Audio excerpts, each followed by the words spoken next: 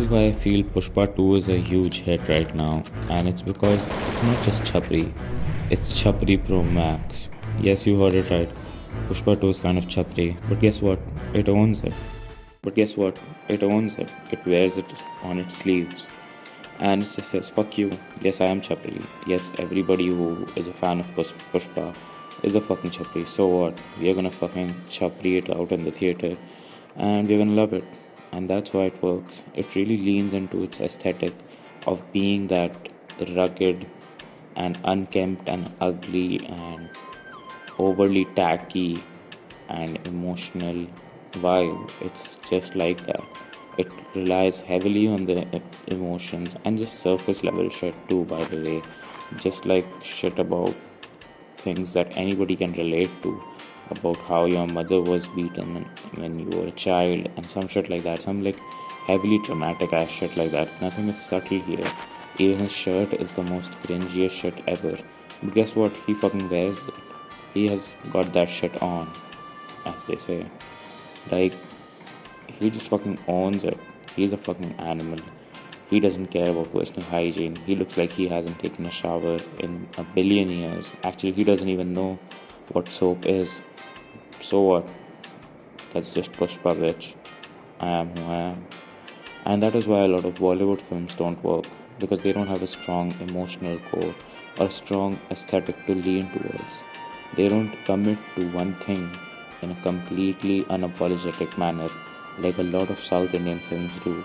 And when a niche thing like that finds its audience, which I will admit a lot of Bollywood films or Hindi cinema does try but can't find its audience. But when it does, it fucking blows up like crazy. You saw the same thing with Animal. Animal was not a feminist film, it was not a normal film, it was a very toxic film, it was a highly misogynistic film.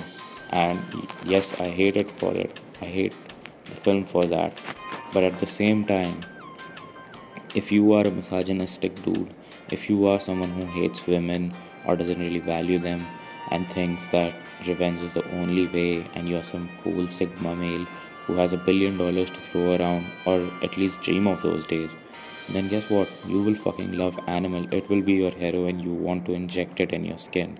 You will be obsessed by all the imagery, by the music, by the look of it, by the aesthetics.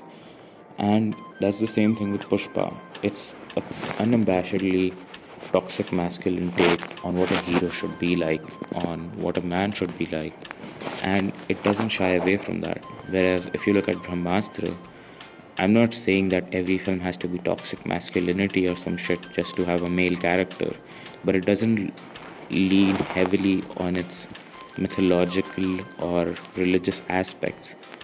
You know, it doesn't lean heavily on its fantastical elements.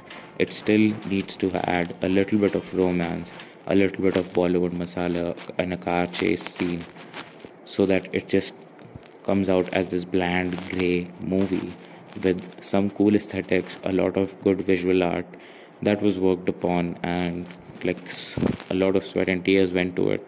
But it doesn't matter because everybody remembers that one song and that Alia Bhatt said the word Shava a lot.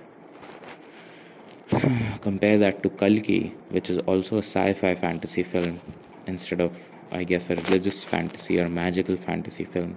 But it just relies on it. You're thrown into this dystopian world from the get-go.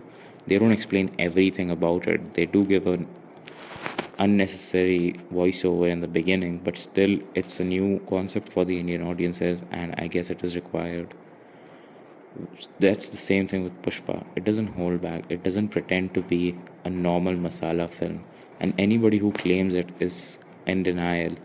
This is not some work of cinema. This is not some film that is just a chill film that you watch mindlessly. No, you're actually, I would say that the people who are Pushpa fans, their minds are engaged throughout the film. They are intellectually being engaged throughout the film.